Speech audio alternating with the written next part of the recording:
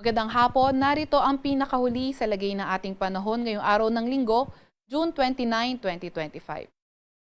Kanina ngang 4:30 ng hapon naglabas ang Northern Luzon Pag-asa Regional Services Division ng Thunderstorm Advisory, kung saan ilang bahagi nga ng Northern Luzon ang makakaranas ng katamtaman hanggang sa occasionally heavy rains na may mga kidlat at malalakas na hangin. Para sa dagdag na impormasyon, pwede niyong bisitahin ang panahon.gov.ph sa ating mga computers or pumunta tayo sa Facebook page ng Northern Luzon PRSD. Pwede sa Facebook page o Facebook group. Narito naman ang ating latest satellite image kung saan meron tayong minomonitor na low pressure area sa labas ng ating Philippine Area of Responsibility. Kanina alas 3 ng hapon, ito ay huling namataan sa layong 1,215 kilometers east ng southeastern Luzon. Etong low pressure area na ito, nananatiling mababa ang tsansa na maging isang ganap na bagyo in the next 24 to 48 hours. Gayunpaman, sa mga susunod na araw ay posible naman itong pumasok ng ating Philippine Area of Responsibility. Etong LPA nga na ito ay wala namang direktang epekto sa ngayon sa kahit na anong parte ng ating bansa. Gayunpaman, hindi man ito napapalakas o na-enhance ang habagat, pero ito ang kadahilanan kung bakit nararamdaman natin ang epekto ng habagat sa malaking bahagi ng ating bansa. And speaking of habagat, itong southwest monsoon ay patuloy pa nga rin ang epekto sa Visayas, sa may Mindanao, sa may Central Luzon, Southern Luzon, pati na rin sa western section ng Northern Luzon. At itong southwest monsoon nga rin, asahan natin na magdadala ng maulap na papawirin, pati na rin mga kalat-kalat na pag-ulan, pagkidlat at pagkulog sa lugar ng Metro Manila, Ilocos Region, Central Luzon, sa may Calabarzon, Bicol Region, Mimaropa, Visayas at Mindanao. Kaya yung ating mga kababayan, lalo na yung mga inuulan ng mga nakaraang araw pa, ay pinag-iingat sa mga banta ng pagbaha o hindi kaya pagguho ng lupa. Para naman sa lagay ng panahon sa nalalabing bahagi ng ating bansa, inaasahan natin ang mas magandang panahon, partly cloudy to cloudy skies condition at may mga tsansa pa rin ng mga localized thunderstorms.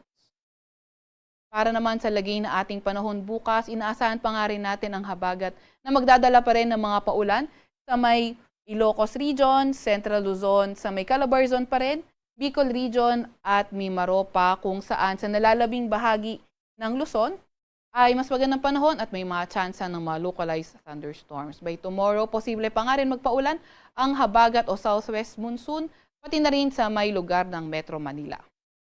Agwat ang temperatura bukas sa Metro Manila ay 25 to 31 degrees Celsius. 24 to 32 degrees Celsius sa may Lawag, 24 to 35 degrees Celsius sa may Tugigaraw, 25 to 31 degrees Celsius sa may Legazpi. Sa may Baguio ay 16 to 23 degrees Celsius at 23 to 30 degrees Celsius naman sa may Tagaytay. Agwat ang temperatura bukas sa may Puerto Princesa ay 25 to 30 degrees Celsius at sa may Kalayaan Islands naman ay 25 to 32 degrees Celsius. Para naman sa lagay ng panahon bukas sa Visayas at Mindanao, asahan nga natin na magiging maulan pa rin. Ito ay dulot pa rin ng southwest monsoon o habagat. Agwat ang temperatura bukas sa may Iloilo, Cebu at Tacloban ay 26 to 31 degrees Celsius. 25 to 31 degrees Celsius sa may Zamboanga, 24 to 32 degrees Celsius sa may Cagayan de Oro at 24 to 33 degrees Celsius naman sa may Davao. Para naman sa lagay ng ating karagatan, wala pa rin tayong nakataas na gale warning sa kahit na anong dagat baybayin ng ating bansa.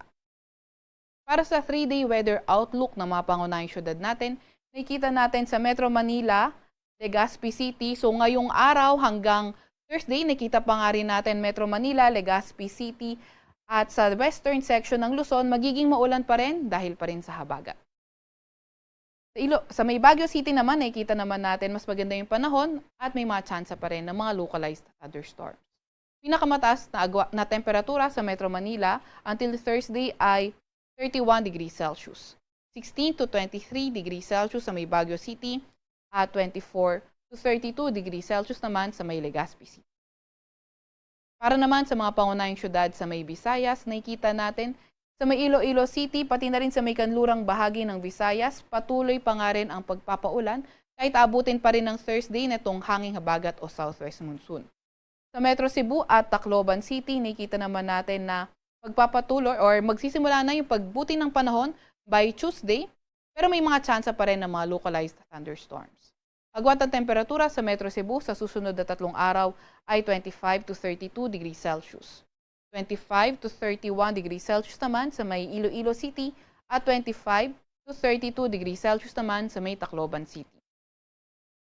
Para naman sa mga pangunahing syudad sa Mindanao, nakikita nga natin by Tuesday magsisimula na yung pagbuti ng panahon sa malaking bahagi ng Mindanao area. 33 degrees Celsius ang pinakamataas na temperatura sa Metro Davao from Tuesday to Thursday. 24 to 32 degrees Celsius ang agwat ng temperatura sa Cagayan de Oro City at 24 to 33 degrees Celsius naman sa may Zamboanga City. Sa Kalakang, Maynila, ang araw ay lulubog ng 6:29 ng gabi at sisikat bukas ng 5:30 ng umaga.